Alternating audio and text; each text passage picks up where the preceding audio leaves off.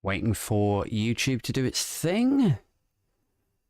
And we are live. Hey guys, welcome to episode 96. I think we're on every day, edging slightly closer to episode 100 of Abe Thompson and Other Disappointments. So, legacy listeners, veteran binfluencers will know that for these solo shows, I like to pick a story.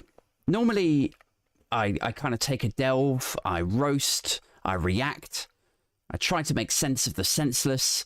And then sometimes that means a story about a jealous husband shooting up a cinema or a Holiday Inn somewhere, you know, gun crime invading a Holiday Inn in the middle of bumblefuck nowhere, Nevada, you know. But other times it's just me taking the piss out of, you know, whoever the prime minister happens to be that week.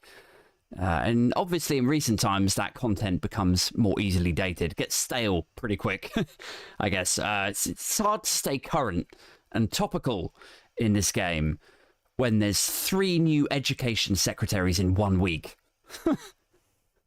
And we're shortly to be on our, 4th prime minister in 6 years? And if there's an election soon, which, you know, I would not rule out, that could easily get us to our 5th prime minister in the last 6 years. So that's fucking amazing. Great job. Great job, Great Britain. So anyway, occasionally I like to look outside of the world of daily politics on this show. You know, have a bash at a podcast episode that's still going to be relevant in 4 days' time. You know, have a crack at it at least. And I put a TikTok out last week asking for ideas or like subjects that people would like to hear me take the piss out of or address or, you know, like pull apart for 45 minutes. And a recent guest of mine, Lucy Lucraft, which if you're interested in podcasts or broadcasting, definitely go and check her out. Her name is Lucy Lucraft and she's on Instagram and TikTok and she gives tips about podcasting and so on. And I was asking for, you know, for ideas for episodes of any topics that people would like me to approach. And she suggested in the comments section, Brewdog. And it pricked my ears up. You know, like half because whenever anyone says Brewdog, my interest is just, you know, sufficiently piqued. Like I've been such a shameless advocate of their beer that you would think I was sponsored by them. Like if you watched one of my video like podcasts where I've got a guest on, I'm constantly knocking back Punk IPA, you would assume, you'd be like, is this guy sponsored by Brewdog? Because he always seems to have a fucking Brewdog in his hand. But no, I'm not. And I don't know, sometimes I feel a bit weird generally about drinking in the video, you know, guesty ones, because it's a bit like, oh, you know, here's this guy and he's interviewing an academic and they're talking about the challenges that physicists face when they're trying to solve time travel and split atoms. And yes, this seems like a very intellectual oh, wait, hang on. Is he getting shit-faced? You know, like I sometimes feel like, is this unprofessional if I'm drinking in my podcast kind of thing? You know, like there's that adage where people say, look, if you want this to be your job, if you want this to be the thing that you do, that you get paid for, and like you need to treat it like it's your job. You need to be professional with it. You can't show up hammered. But I don't know. I always sort of tell myself there's a charm to it. You know, there's a sort of, you know, I don't know, punk element to it where I'm just a guy in his shed interviewing people, having a beer with them. It's real. It's authentic. So I don't know. Also, that's kind of what you sign up for with this show, isn't it? It's like a sort of, you know, the beer swilling faux intellectual that you would find in the pub, rabbiting on about light photons or something, you know, but just caked in booze. Like a sort of intelligent conversation drenched in alcohol to remove any integrity or seriousness to it, you know? In fact, actually, like, little side note, I used to know a guy who was, broadly speaking, normal, okay? And then he smoked too much skunk. and last time I saw him, he was in a pub talking undiluted gibberish about light photons and intelligent design of the universe and shit. And we were all like, oh, check it out. Rob's gone out to lunch batshit crazy. And little did I know, a few years later, that would be the USP of my fucking podcast. Like, I am in that neighborhood now myself, clearly. It's sort of, you know, faux intellectual conversation, but just all integrity removed thanks to the toxins that float around in my system while I'm telling you about it. Knocking back beers while talking shit about the universe. That's basically, as I say, the USP of this podcast.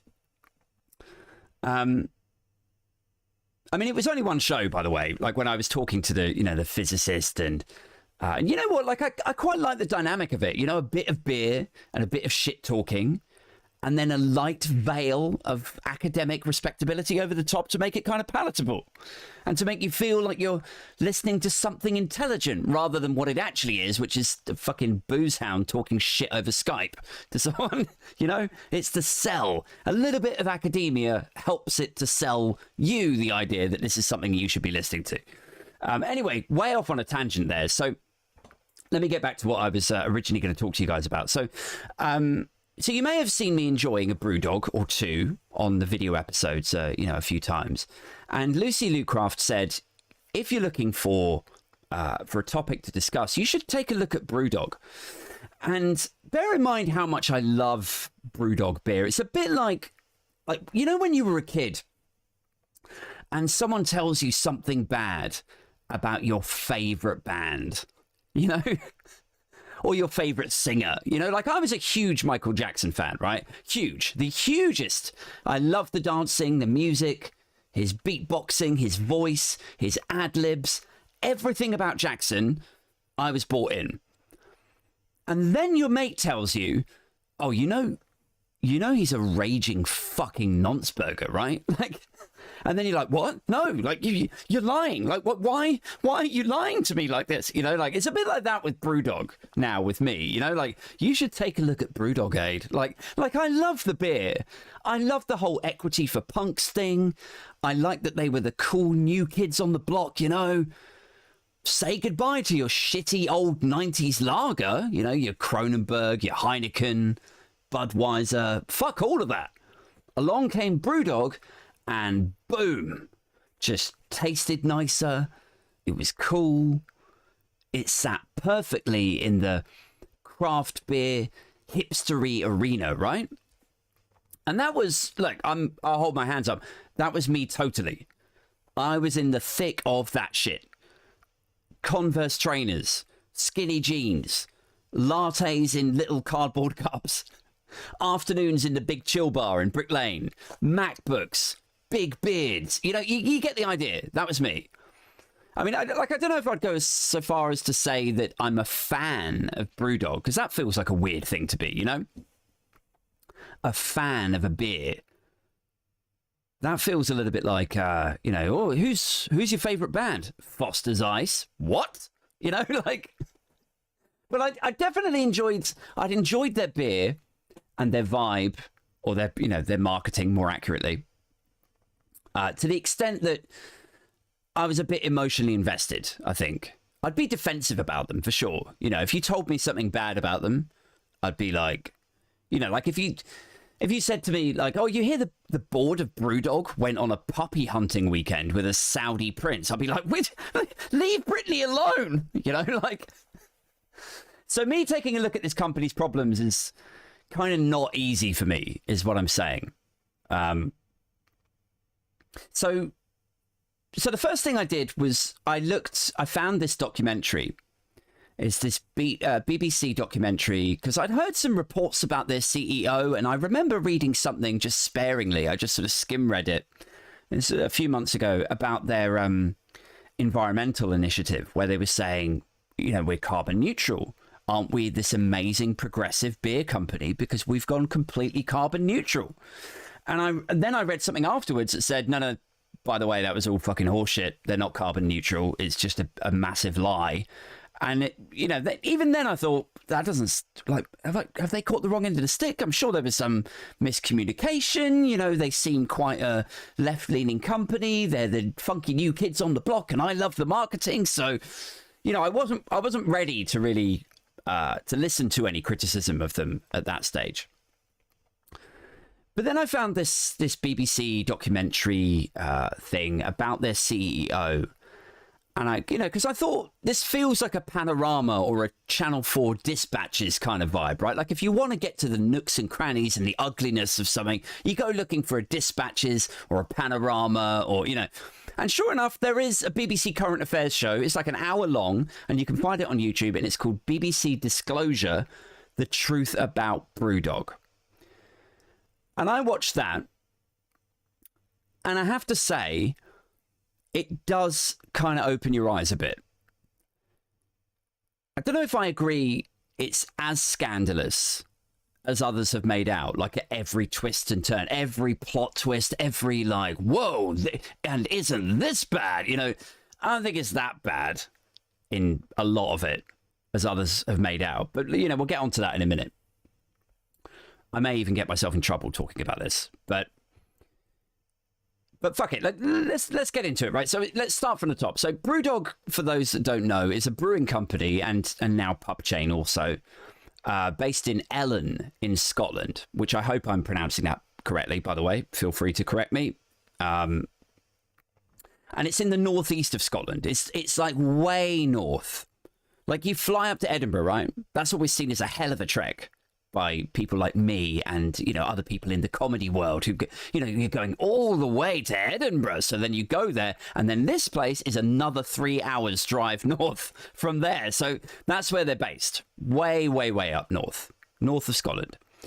And they started in 2007. It was started by two guys called James Watt and Martin Dickey.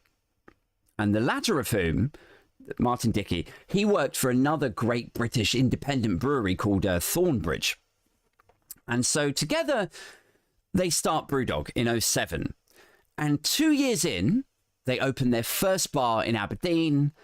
And through a mix of, funky, new school, hipster marketing, celebrating their independence, mocking the other, the old school lager companies, and being this, the new kid on the scene. Within 10 years, they've grown to having 80 bars worldwide and obviously selling all of their product in supermarkets and, pretty strong growth. Quite impressive. And it's worth saying at this stage, I first became aware of Brewdog, obviously years ago, but it was like a friend of mine took me to the Shepherd's Bush one. And I saw the blackboards in there with, the menu of different beers. And bear in mind, I was just used to like shitty home counties pubs where you walk in and, like the old boys turn around and look at you and you ask what ales they've got. And they're like, well, there's Grandad's Goose on tap and that's 3%. And, it's just an old boy pub ale kind of existence that I was used to, where they serve watery, dehydrated, urine-looking nonsense that your dad would swear down was like much better than anything you and your silly friends were drinking. Like, sure, Dad. Bottle of Beck's might not be perfect, but at least it doesn't look like Nan bled iodine into your fluted beer glass, you daft cunt. Like your ale looks like squash, you fucking joker. Like that was the kind of ale I was used to in my home county's existence. And then this Brewdog place in Shepherd's Bush. It must have been about 2010 or like 2014, maybe at the latest. I don't know, it just sort of like blew my mind. So they had already blown up by then, right? They had these bars and they had their product and all of my friends were starting to become aware of them and they were the cool new guys on the block.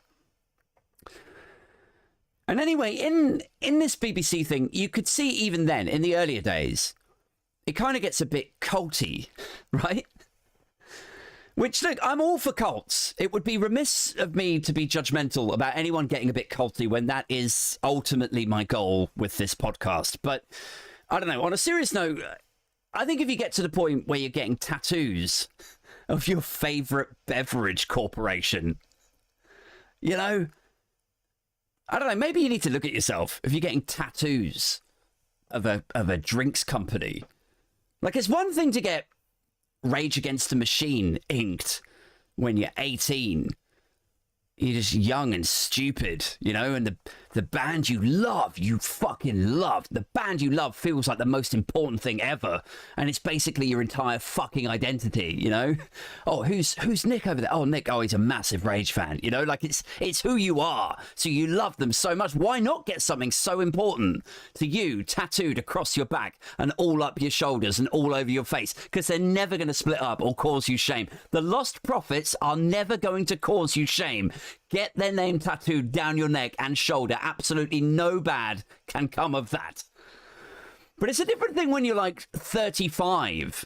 When you're a 35-year-old man with a kid and a job in HR analysis and you're sat there in a tattooist's chair, like, but what's my favorite corporation? You know, what's my favorite IPO success story? I'll go with Pepsi. Thanks. Yeah. Actually, can I get if you could tattoo me a Pepsi logo as one result of the fruit machine, and then the other two results on the same fruit machine are Goldman Sachs logos. That's what I want tattooed on me. So, like, I think it's just a different thing, isn't it? I think if you're a grown man getting a Brewdog tattoo, I think there's something else going on there. Maybe. So anyway, there's grown men with Brewdog tattoos in this thing. Let's move on.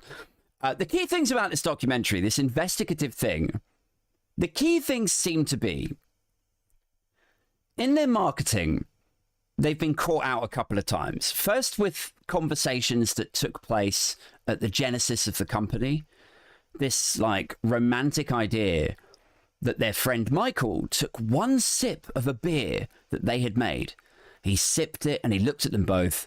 And he said, quit your jobs now and just do this. And this BBC journalist is like, well, you know, we don't believe that James Watt was even at that meeting when that guy first tried that beer and said whatever it was that he said. We don't know what he said, you know. And I'm, you know, this is not feeling so much like expose as they're saying, you know, we don't even know if he was at that meeting. It's like, well, who cares really, you know? Did the guy say it? Was it some big dramatic moment? Maybe not. Maybe it's just a nice old wives' tale that they tell people, you know? And that was the moment when Brewdog was born, you know? Like, because it's just a more sellable line, a more sellable backstory than what the truth probably is, which is, well, you know, me and my mate decided to take the skills that he had learnt at Thornbridge and then do it ourselves and get rich. Lol. You know, that's probably the reality. So it's a bit like, nah, you know, whatever. I mean, are we appraising marketing teams now for not telling us the 100% fact-checked, accurate reality behind the products? Is that what we're doing? Because I wonder how much of the kernel at KFC is real.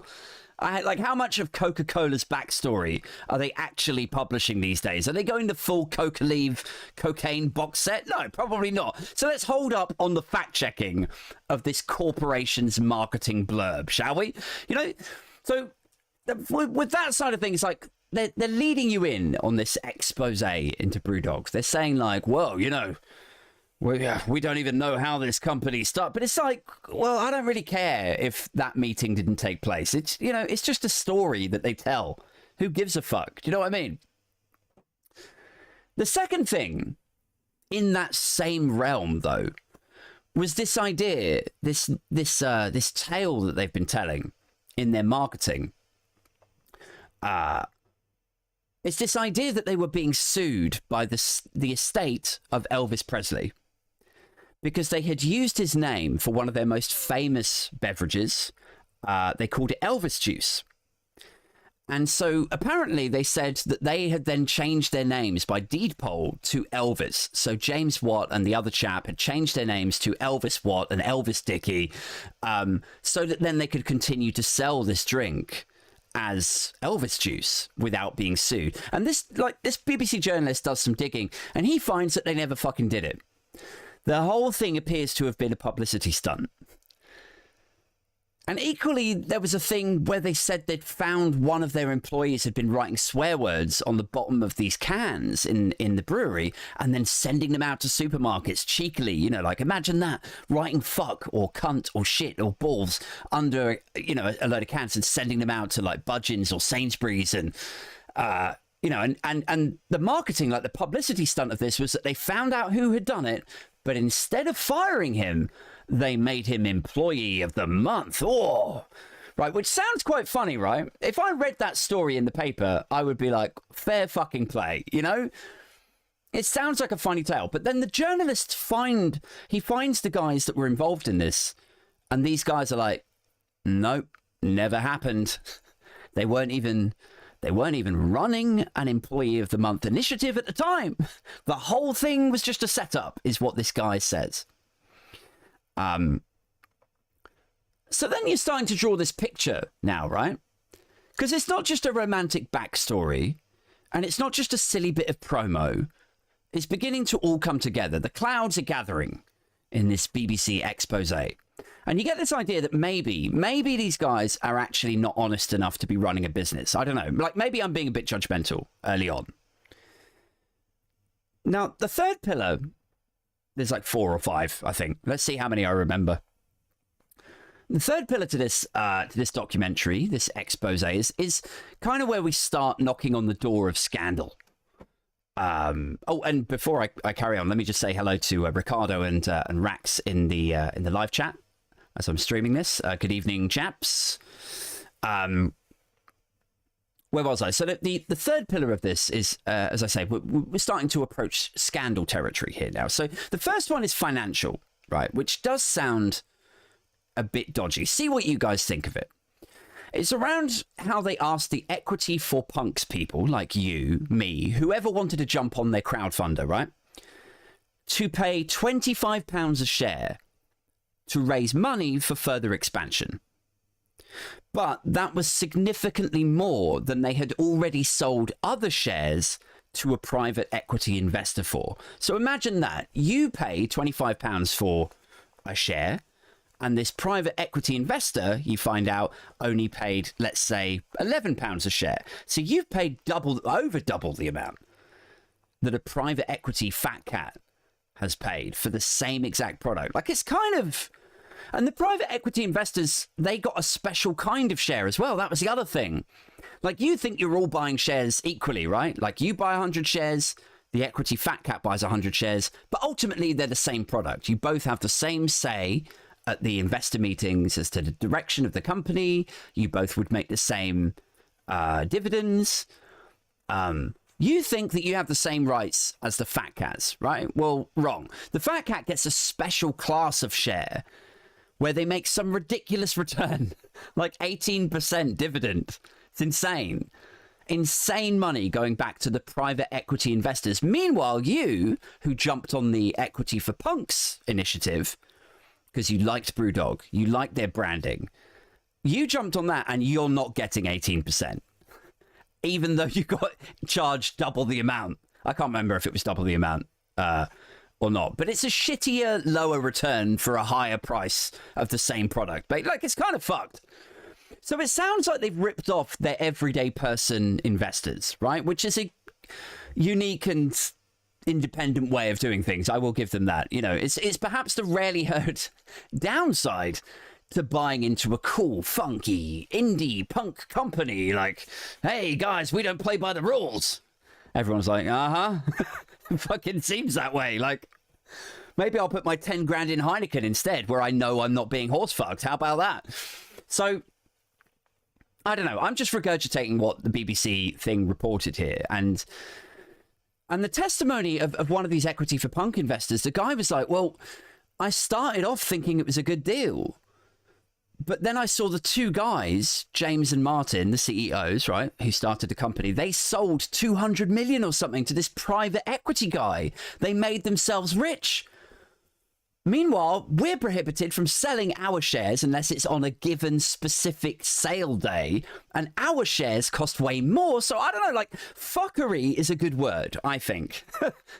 Like, the bullshit detector started going off for me at this point. I'm listening to this guy. I'm listening to these different kinds of shares. The fact that you can only liquidate your shares on a specific given day. Meanwhile, the CEOs are making a fucking killing. They're making yacht money, oligarch money. And I'm just like, my bullshit alarm is going off here. Someone somewhere is engaging in the ancient art of fuckery. But still, I don't know. I was a bit like, you know what? maybe this is all normal. Maybe this is probably how loads of businesses raise money. They have private equity sales. They have market equity sales. The market are probably restricted from flooding the market with their shares so it doesn't adversely impact the value of the company. Meanwhile, the billionaires at the top get absolutely, steaming rich. And you know what? Good luck to them. Like, maybe that's just how it is. Maybe they get to liquidate their assets in a split second if they need to, because, guys, honestly, have a heart. They might need a new yacht on a moment's notice. They might need to pack up their billions instantly, jump on the boat and get the fuck out of Dodge. Like, I bet Abramovich never dreamt in a million years he'd have to hightail the fuck out of Chelsea. Like, get your coat, meet me at the dock in an hour. Like, sometimes these billionaires have to leave with no notice. They have enough time to grab a coat, a bag, the Ted Lewin shirt on their back. They're basically the same as refugees, guys. Have a fucking heart. So yeah, they might need to sell 100 million worth of shares on a whim. And frankly, the least you could do to help them in that desperate situation is clam it for a minute and say thanks for the craft ale, plebby. I digress. Finally, the fourth pillar of this shit, going on a right rant here tonight. The fourth pillar of this shit was the weird bit, right? The sex bit, the salacious body of the piece. Where they take James Watt and basically make him out to be a bit of a party boy, sleaze, sexual predator, basically. And this is kind of where I think, I had to kind of examine my own attitudes to things. It's kind of it's a weird place to be in, where you have your instinctive reaction to something, and then you actually have to sit back and go, hang on a second, like, where is that feeling coming from? Why do I feel that way? Is that the reality of this, or is that me and my conditioned white guy brain telling me that that's all it is? Do you know what I mean? Perhaps I'm babbling. Let me join the dots for you a little bit. So, remember they started this company when they were like 25. Now, I don't know what you were like when you were 25, but me, I would have been totally unfit to lead, manage, or strategically direct a company. I couldn't even be trusted with my own fucking credit card. Conversations about, like, running shit, I don't know, they would have been like, are you a fit and proper CEO aide? Are you coming up with strategy? Are you coming up with, like, I would have been like, no, I'm coming down off these Class A's from last night, bruh. I'm coming down with another cold because my immune system's fucked because I haven't slept for 5 days. That's how I'm living. What's your vibe? They'd be like, Mr. Thompson, we need you at the quarterly review. I'd be like, well, I need you to shut the fuck up and get me some Nurofen. Like, that's the kind of leader I would have been at 25. I would have been awful. Fucking awful. So it's hard for me to totally judge. Do you know what I mean? When I read accounts of 25-year-olds or 27-year-olds like CEOs and they're behaving terribly, I'm a little bit like, well, fucking yeah, of course. This is why it's like, whenever you take any industry that's dominated by young men, it descends into amoral, godless chaos. Whether it's young footballers, Premiership footballers, doing God knows what to trainee hairdressers at the Christmas party, whether it's investment bankers on the fourth floor in, like, Wolf of Wall Street doing God knows what to, some harem of hookers. Like, wherever you get young men with lots of money, you will find disgusting debauchery and gross behavior.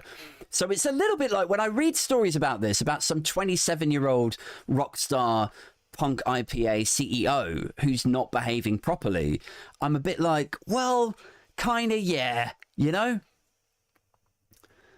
Anyway, the doc goes on, and it suggests that James Watt, they haven't really made much mention of the other guy. It's almost entirely focused on James Watt, in fact. They mention that he's something of a party boy, something of a sort of, I don't know if misogynist is the right word, frankly. But under his watch, this culture of sexism and misogyny was allowed to grow, is the point that they're getting to. So one of the testimonies in the piece was from this woman, and she said it was quite a blokey, laddie, aggressive environment to work in. Blokey and laddie and aggressive. And as I'm hearing this, I'm already thinking, well, it's like, it's a brewery. You know what I mean? Like, they're young guys. I'm wondering if is it a tad unfair to be like, I don't like working in this brewery. It's too beery and laddie. Do you know what I mean? Like, is there an element of that to this? Isn't it a little bit like the beer equivalent of like, if somebody was like, I don't like working in this tire and exhaust place. You'd be like, well, like, why not? There's too many tires and exhausts, you know? Well, fucking right. Okay. I just find it tiring and exhausting. Okay, I'm not going to do that one. But do you know what I mean? Like, it's like sort of complaining that you don't like burgers when you work in Burger King, isn't it? I mean, it's not exactly like that, but there's an element of that to this. Am I being a prick? Yes, I am. But I don't know. Like, if I went and got a job in a nursery, right, for example, and if it was, I don't know what the opposite of laddie is. If it was like too maternal, I don't know, like, is even using the word maternal there makes me feel like I'm a massive sexist. Like, that's the only word I can attach to a female-dominated industry. If it was too maternal, if it was too womany, you know, like, I don't know, could I have a case there? Like, to ask everyone in the nursery to just hold off on the fucking estrogen, for God's sake, it's so womany here. Like, wouldn't people be a little bit like, it's a fucking nursery.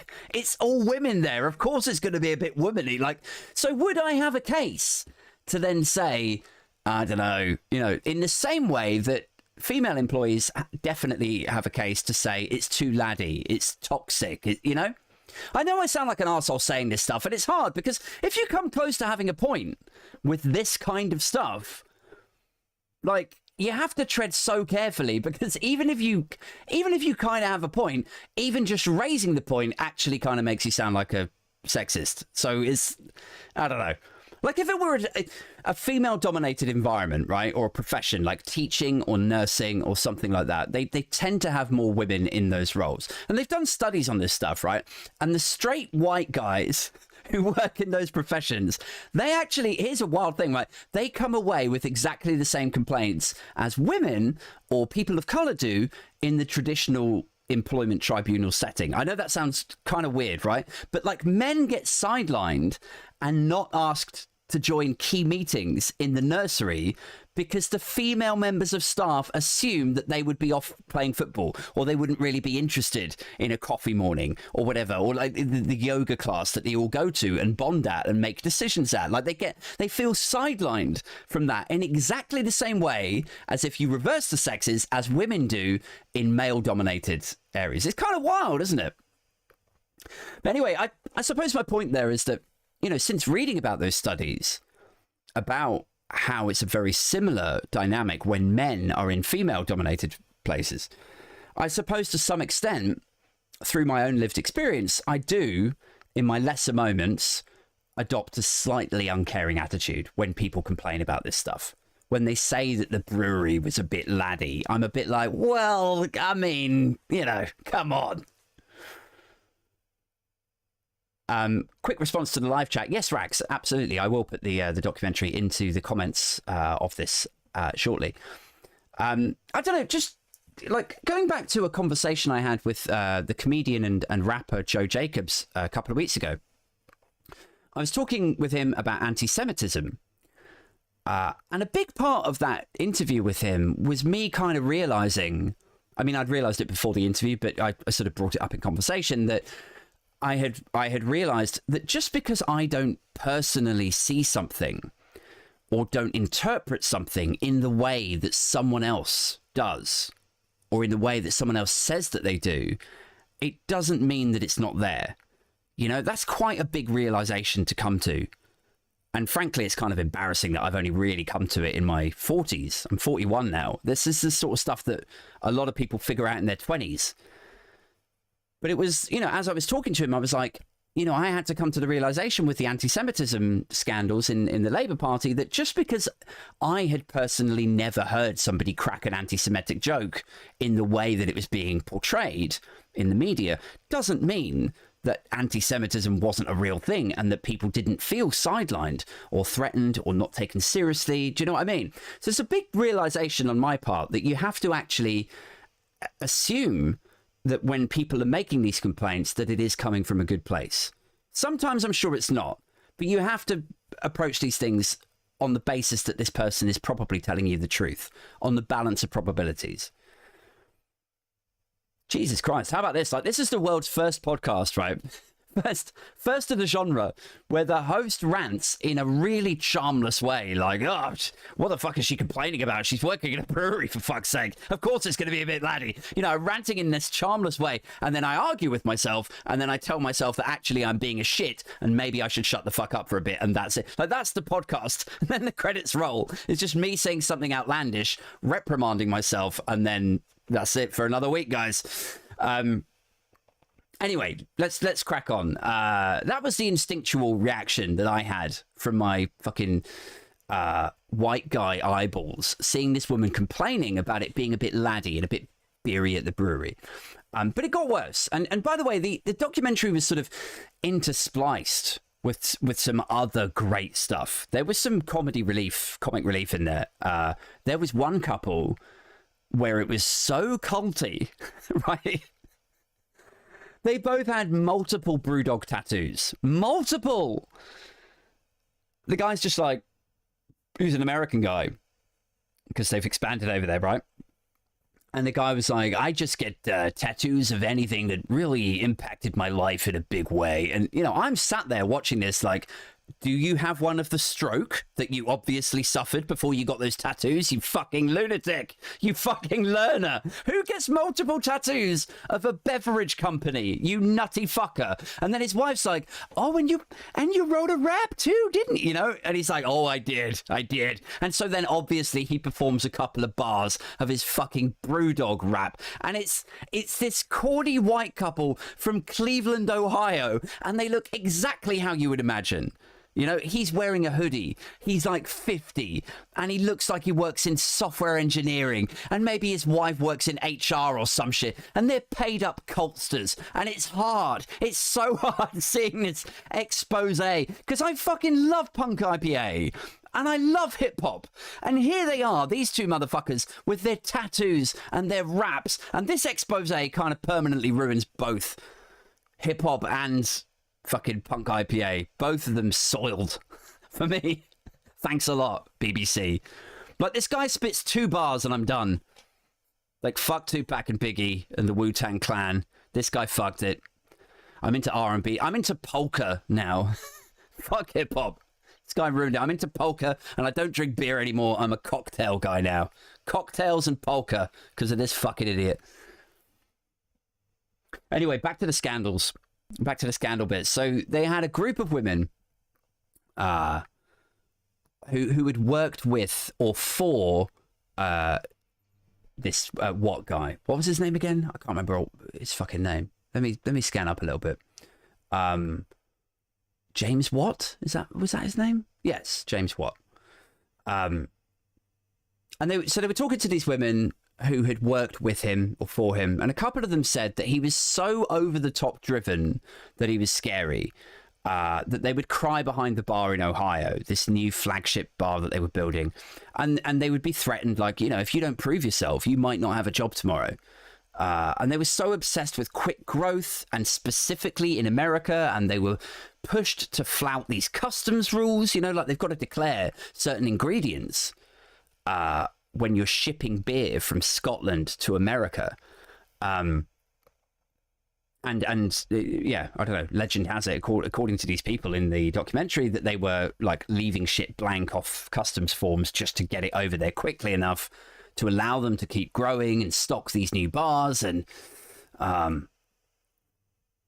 then they said, you know, there was people getting fired if they didn't find ways to get around those rules. Like, and then we get to the salacious bits, and it sounds like while he was in the States, Watt swung by these different bars that he was opening, and a few of them were off shift, and he took a shine to one of them, and then he took her up on the roof.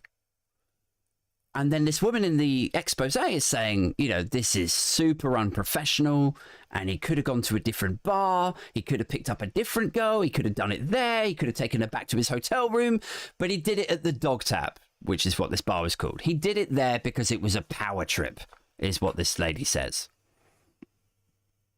Which, here's the thing. Here's where I might get myself in trouble with this stuff, because I want to be objective. I want to come at this stuff with an open mind. I don't want my podcast to just be some fucking witless gallivant through social justice warrior topics and buzzwords.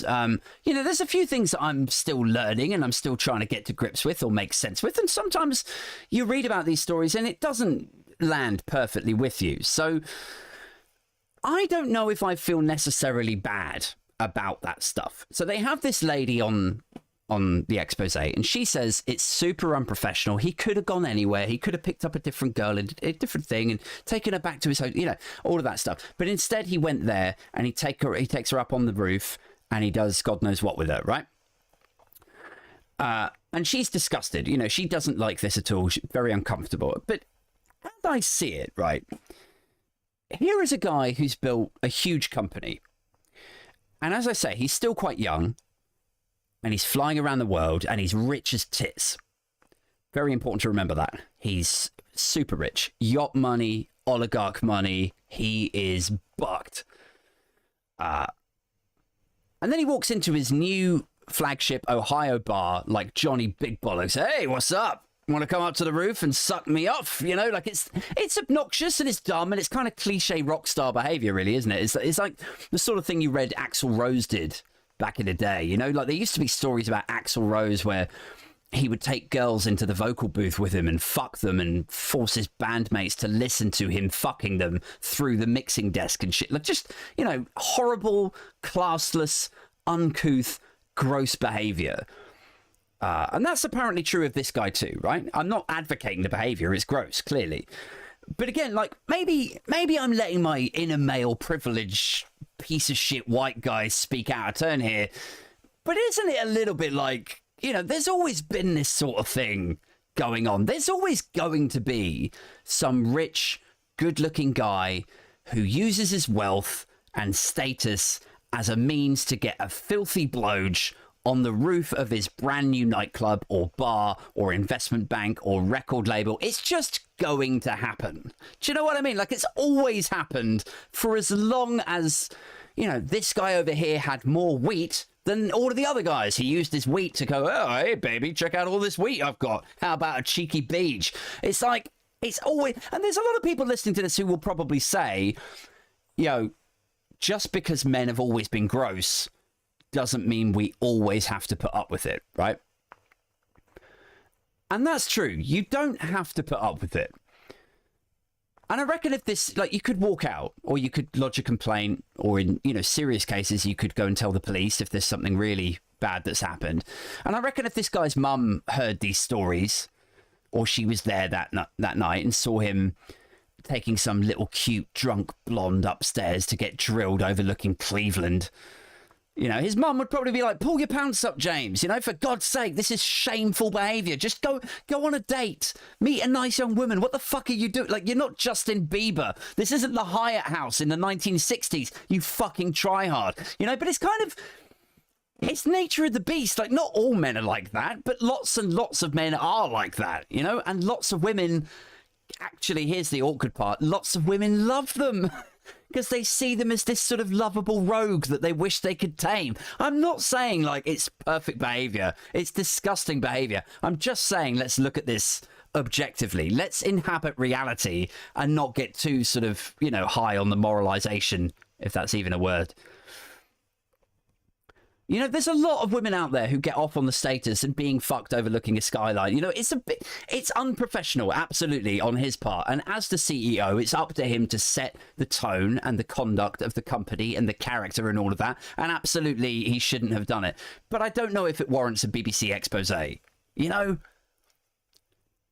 you worked at PricewaterhouseCoopers and the lead investigative accountant in your department started banging a recruitment consultant in the entrance quad, you'd be like, whoa, that is a lot, you know. But for a brewery, you know, they're slipping on beer all night. It's called Punk IPA. They've gone out of their way to say how outrageous they are. They don't play by the rules. It's rock and roll, and they throw these wild parties, and then you're like, they sound fun. And then you go to work there and find out the CEO is a bit of a bad boy, and you're like, whoa, I wasn't expecting this. You know, like, there's a bit of that to this, isn't there? Am I being unfair? I don't know. If I put myself in that position, would I feel uncomfortable if my bar manager took the barmaid that I've been working with all night upstairs like that? Would that make me feel uncomfortable? I don't know if it would. I don't think it would make me feel uncomfortable. I honestly don't. I guess, look, you could make the case. Here's the thing. In the interest of objectivity and looking at things from outside of my privileged white guy eyeballs again, right? You could make the case that this, like, here's a guy that flagrantly breaks rules, okay? Takes shortcuts, fires people at the drop of a hat, apparently, and behaves erratically. If he then shows himself to be keen on the 22-year-old blonde in your team and starts leading her upstairs to the roof or whatever, I guess you could make the case that it raises questions about what his expectations are of other female members of staff, right? Like, am I going to be next? What if he starts leading me away and I say no? Will he fire me? Is it going to affect my career prospects? What if I go along with it out of fear, but then put a complaint in afterwards and it's not taken seriously, and, you know, and so on and so on and so on. So I don't know. Clearly the workplace is a different place for women. I get that. But I also, I don't know, it doesn't seem that outrageous to me that this guy in his 20s with 100 million in the bank, you know, doesn't seem that outrageous that this guy in that company behaved in that manner, you know? And there were other occasions, by the way, that they highlighted in this thing. Similar things going on. The CEO bringing, like, not staff members, not sleazing onto staff members, but bringing back other just random young blonde women, drunk blonde women, back to the dog tap, hammered. Another woman saying he would rock up with one woman, another time it'd be a gaggle of women, and he'd take them on private tours of the bar, always intoxicated, basically treating the place like it's his own little, you know, mating playground or something, you know. And this is multiple bars, by the way. It's not just one place in Ohio. You know, they're expanding in America, and he's going on this sort of, you know, North American sex tour by the looks of things. There's another one who said, this is kind of worrying, right? She said that she was warned by her other, like her colleagues. She was warned, you're his type. So if you end up in a room alone with him, then leave, all right? Don't be alone with it. Like, how fucking weird is that? To be warned that the CEO, who you're probably quite excited about meeting, right? Because it's his company. It's his direction. It's his ambition. His vision. And on the day of the meeting, somebody's like, yeah, he's pretty much a sexual predator, so just stay the fuck out of his way. You know, like, it's like, wow, this is a completely different job now. Thanks a lot. And it's weird because when we get to that point in this doco, it kind of hit me then. Like, there's a lot of shit you can brush aside when you're a guy. I remember the couple of times my girlfriend has broken shit down to me about what life is just like as a woman. I remember one time she was like, this is early in our relationship, and I was saying, like, why are you always late? Like, when we say we're going to meet somewhere at 7:30, you don't fucking turn up till 7:45. Like, I'm always sat there. What am I supposed to be, your fucking lapdog? Waiting for, I hope she turns up soon. You know, like super keno. And she had to explain to me, she was like, you know, when you arrive at a bar, you're just alone and you're in a bar and you're like, oh, okay, I'll wait for her to turn up. But when a woman arrives alone, immediately she's a target. Like, within a minute, there'll be some guys, oh, can I buy you a drink? Why aren't you smiling? You should smile more. Can I sit with you for a bit? You know, just target instantly. And that really opened my eyes. And another time, I was talking about going for a walk, right? And listening to a podcast. And this was at like, this was at about 8 at night. So it was getting dark. And my girlfriend was like, oh God, I wish I could just go out for a walk. You know, she was kind of, you know, being a bit sarky, a little bit little bit shitty to me, you know. Well, I wish I could just go out for a walk, you know. And I thought she was moaning about how I was leaving her in the house alone with the kids, you know, like, oh, I wish I could do that, but I guess I'll have to stay, you know, like that sort of thing. But actually, she was making the point, she clarified, that she can't just walk around a public park with her earphones in because some guy, some fucking loser on that 30-minute walk will try to get her attention or tell her to smile or ask her out or tell her she's up herself for ignoring him. So, the world as I see it is not the world as it actually is. I have to accept that I live in a bubble to some extent. And when we get to this point in the expose, I kind of realized that again. This is a sort of recurring theme for me with, you know, what I was saying earlier about the anti-Semitism and, you know, and now with this sexism and misogyny and predator kind of behavior. It's like, although I can kind of look at shit like, well, don't work in a brewery that, you know, or, well, men have always been like that. We've always been shits, you know, like there is clearly something wrong with this guy, right? Is what you come away with. The whole don't be alone with him, the breaking of rules, the taking investors for mugs while enriching himself. Like, the whole thing kind of stinks. Women saying they would do a phone round, like, James is in town, don't do your hair and makeup, you know, don't go out of your way to make yourself look really, really nice, just leave right after your shift, you know, like warning each other. And look, I want to like Brewdog. They clearly make amazing beer. And I'd like to stick with, you know, an independent brewery if that's possible. You know, I've been enjoying Brooklyn beer more recently. I don't think that's independent anymore. I think Heineken bought it, or Heineken brew it, at least. Or maybe it's Carlsberg. I'm sure there's some big beer affiliation anyway.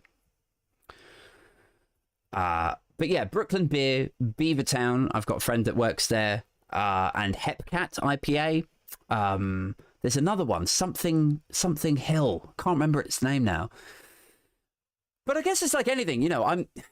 I've been drinking Punk IPA for so long, and I've been a fan of, well, I don't know, fan of a beer company. Here I go again. Like, it's easy to get swept up in the marketing and the romance of a new independent punk rock kind of outfit, isn't it? It's like, it's the difference between enjoying a perfectly polished album by some Sony signed, overproduced singer, you know, or really fucking loving a dirty, mucky grunge band whose entire EP sounds like it was recorded for $400 in 1995. You know, like, that's me. That's my jam. I love the muck. I like the dirt, the unpolished stuff, the upstart challenges, the underdogs, the, you know, like the potential of something. You know, you can, it's like the diamond in the rough kind of thing. I'd rather listen to bootleg stand-up MP3s than proper polished Netflix specials. Do you know what I mean?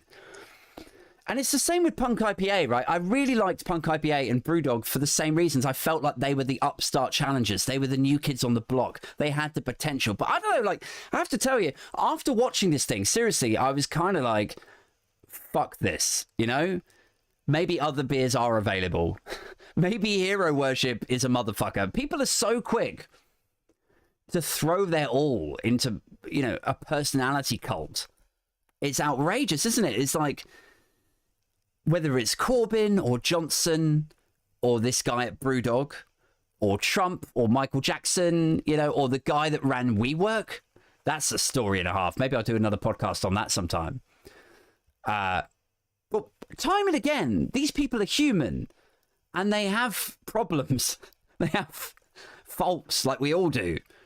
So hero worship never works out well. There's always something, you know, they fail in one or a succession of mild or incredibly serious ways. And then where are you? You know, you put your all of your stock, you constructed your entire identity around fucking, yeah, like Michael Jackson or, you know, and then where do you end up? You're just a sad 50-year-old guy in a hoodie rapping about the beverage products of a well-rumoured sex pest to an exhausted BBC journalist. You know, like, I don't know, man.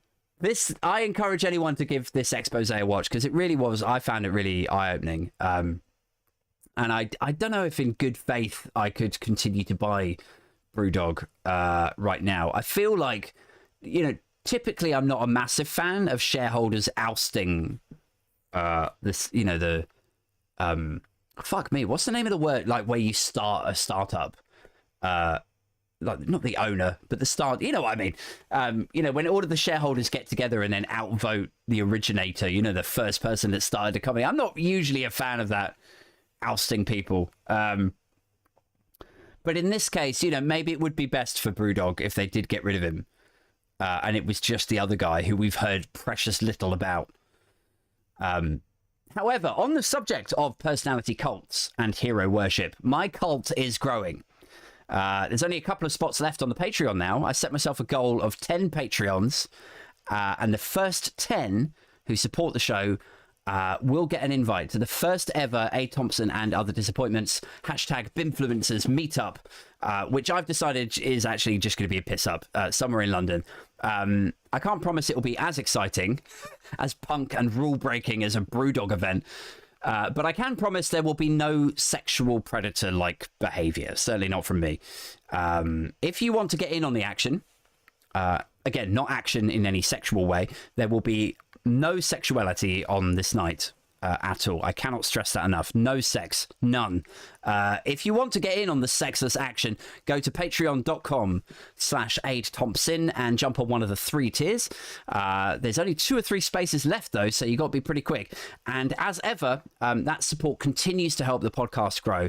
The money that's going into it is actually just sitting in an account at the moment. I'm just going to let that grow, and eventually it will fund some new equipment, like a nice camera or a slightly better microphone. Or I may use it as a down payment on a proper live event for the next goal after the first 10, if that makes sense. So the first goal was get to 10 and then do a London event. The next goal after that will obviously be 20. And once we reach 20, then I might do a proper nice event, like rent out a venue in London and get some stand-up comedians down and do something a little bit more exciting than just a meet-up, piss-up.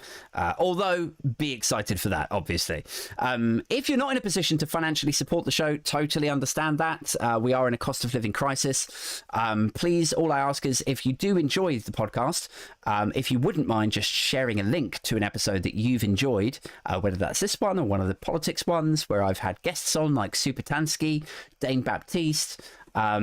If you just share it around, share me around like the cheap, relentless harlot that I am.